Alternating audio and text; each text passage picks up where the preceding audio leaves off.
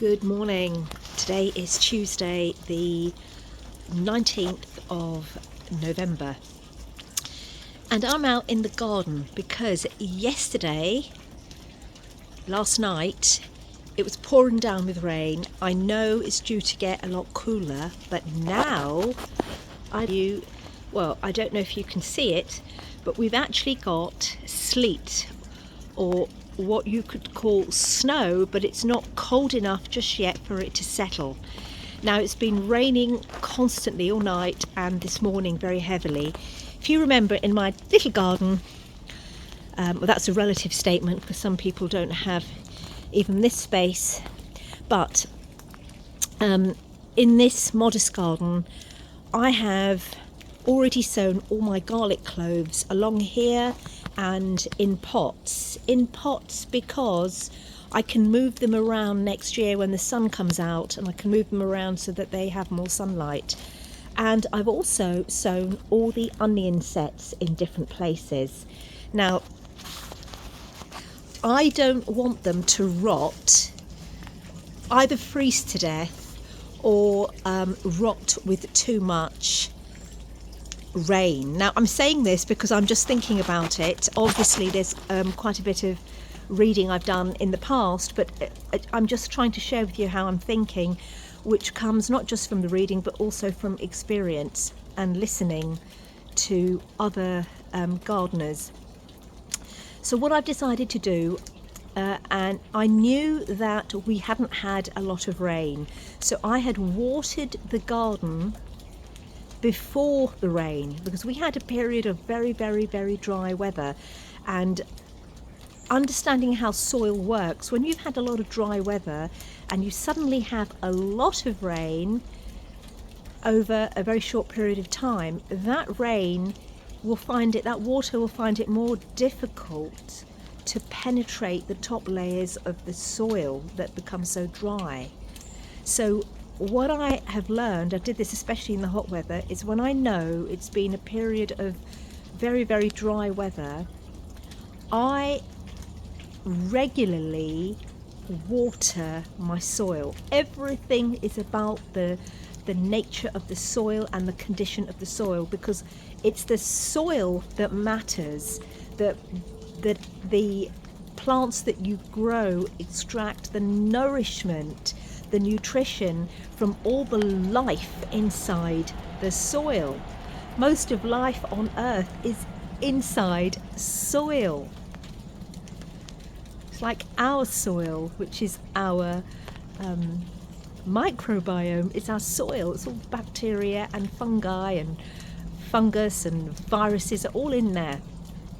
So what I did, watered fairly regularly, and then I watered the day before yesterday, not hugely but just enough for it to soak in, and I know the soil is in good condition.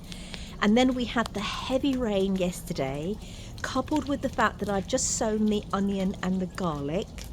I have decided that I'm going to mulch all those soily areas where I put those root vegetables in. Now, sorry, I'm inside my tiny little barn, shed you could call it. I call it a barn.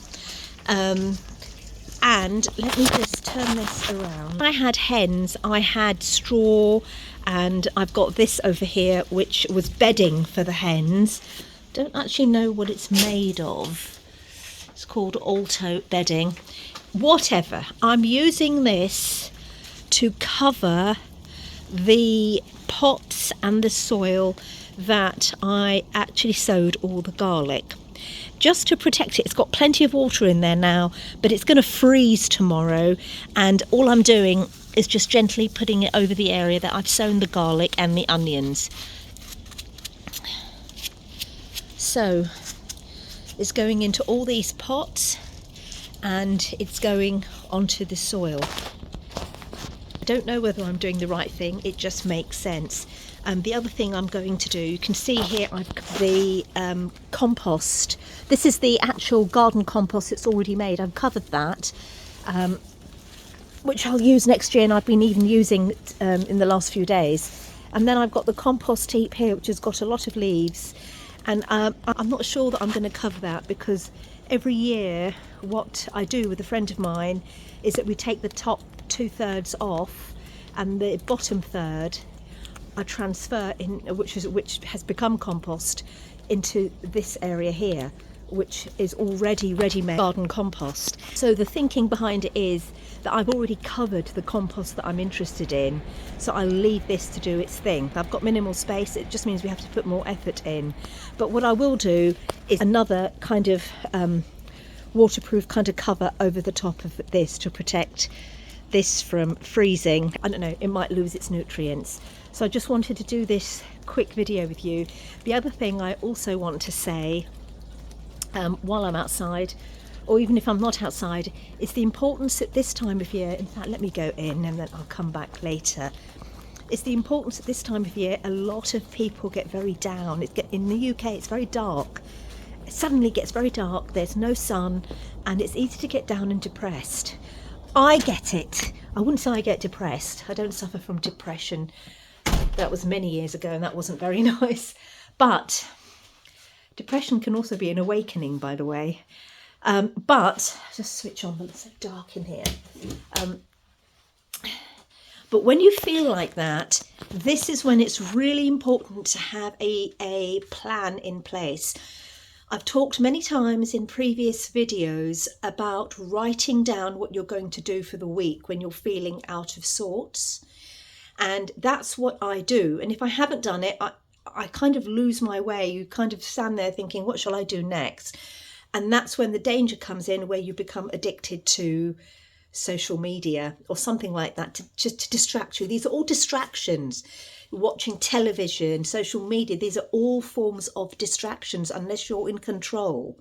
You must be in control, so that when you watch something like that, it's not because you're distracted, it's because there is an intention behind it and a purpose behind it. I'm going to talk more about that in another video, but today I'm also going to do the Cellular Awakening book reading number 3 today as well. It's a great chance to do it because outside is cold. Write things down. Make sure that your mind is organized. So write things down, get rid of clutter. Now, when I say clutter, you can have a lot of things in your house. That doesn't make it clutter. Clutter is the way they're organized, where they're not needed. Do you need that? Do you use it regularly? No. If you've got that, then bit by bit start to get rid of it. I'm not somebody who is a fan of this minimalist nonsense. This is how they do it. When I say they, it's the system. Does it be minimalist? No. Just recently, I was with a friend who's a very pro-minimalist thing, gets rid of things. And then when she was looking for something, I don't have this and I don't have that. I said, well, you throw it all away. Organise it, put it somewhere where it could be useful. Things do become useful. Use your mind to think what it is you're keeping. Clutter is things that you really, really, really don't need or don't provide any pleasure to you, so that your space is clear. You need the space and you need it to be organised. That's how it works. And the proof is always in the pudding. In fact, the first clutter you have to get rid of is in your mind. And most people are cluttered of mind. Too much nonsense going in their mind, conditioning. They can't think with clarity. Oh God, really. Enslaved thinking. Be really careful of that. And just, it's so easy for any of us to get caught in that, but it normally comes from conditioning and not being in charge of who you are. So being in healthy control of who you are is in your way of life and what you do. Get up early. I repeat the same things. Get up early. Have written down what you're going to do that day. Sunday evening, I always write down, I bring forward all my to-dos and I write everything down, literally like a brain dump.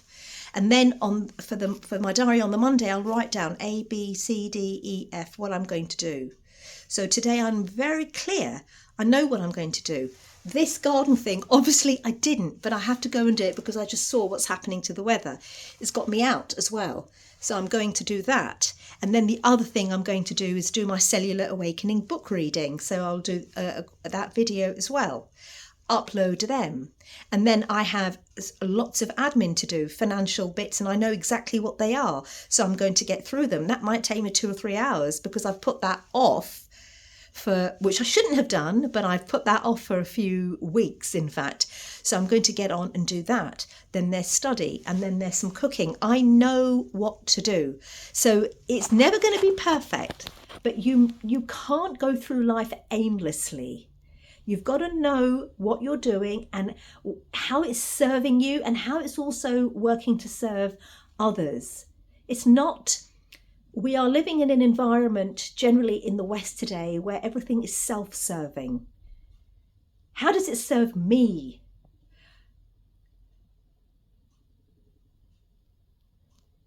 It's not about you. Let me remind you, life isn't about you. Life is about understanding you're a unique gift on this earth to serve others, whatever that unique gift is. So get rid of all the distractions. Sit in silence, depending on the level of disease that's already within you. It's like a cocaine addiction. Get rid of the addiction. That takes time. And then do something to gain skills, proper skills, where you can then serve others. I'm going to talk a lot more about this in the weeks to come, especially after some recent experiences where you have to immerse yourself. You see, here's the thing. The way I work is full immersion. If I want to understand someone or something, I immerse myself in it. Really immerse myself in it so my mind becomes that mind to understand what it is. When I'm learning something, for example, I spent a whole year learning Bitcoin. Well, it's not about reading this and this. It's immersing yourself in the education, in the history. What is it? How does it work? What is money? What is the history of money? Who created it? Did he or she create it? Why? And then I spent a lot of time understanding that. It's the philosophy of it. And now I'm very clear on how it works, who it works. Even if there's some grey areas, I've got a very deep understanding. That's clear. So that I'm not swayed by others. Yes, to a degree, but I'm not swayed. You're following your inner instruction. It's the same thing with anything else. To understand somebody, you can see through their actions very clearly. But then you immerse yourself in the system that they're in to really understand what it is that's created that individual or that thing or that product, whatever it is. For me, it's full immersion. It's not a bit of this, full immersion. So I immerse and then come out once I've got the understanding I need. I've done that all my life and it's served me very, very well. And the times I haven't done it, I've paid the consequences for that. So understand it's very, very important to, if you're learning something, really engage in it fully. Again, I'm going to talk more about that another time. But yeah, this is just a video to explain to you to make sure during these dark, dreary, short days in the UK, to brighten it up and bring joy, be very clear about what you're doing on a daily basis. If you are of a person that's so inclined to get down or depressed or easily distracted, which I'm afraid 99% of people are, they don't focus even on their working from home these days. People are not focused. They've got the computer on, but they're doing something else. And before you know it, the day has gone. Be focused. Be very focused on what you're doing. If you're arranging to meet somebody, it's very easy to turn it down and say, I can't do it, and then make up some excuse. We all do it. But that is not living in your own integrity. You're not living in your own integrity. So all of these things matter. It's a state of mind. And you're constantly checking yourself, all right? Of course, to help you, you need the tools. So make sure you're eating well. Make sure you're eating the right foods which are alive and nourishing your brain. Make sure you're sleeping early. Make sure you're waking up early. Make sure there's plenty of movement. Even if it's raining, get out. And even if you do a 10-15 minute walk around the block or whatever, go into the village or the shops and come back. Just walk and get that oxygen in and breathe. Spend time sitting in silence. I'm repeating all these things because they are very, very important. Go and visit your parents or your elderly or somebody that needs assistance. You know, get some social interaction from the right frequencies around you. It's very important. Okay, have a lovely Tuesday, and I will do 2 videos being uploaded today. The Cellular Awakening, I'll pop that in today, or maybe even record it tomorrow. We shall see. Have a lovely day.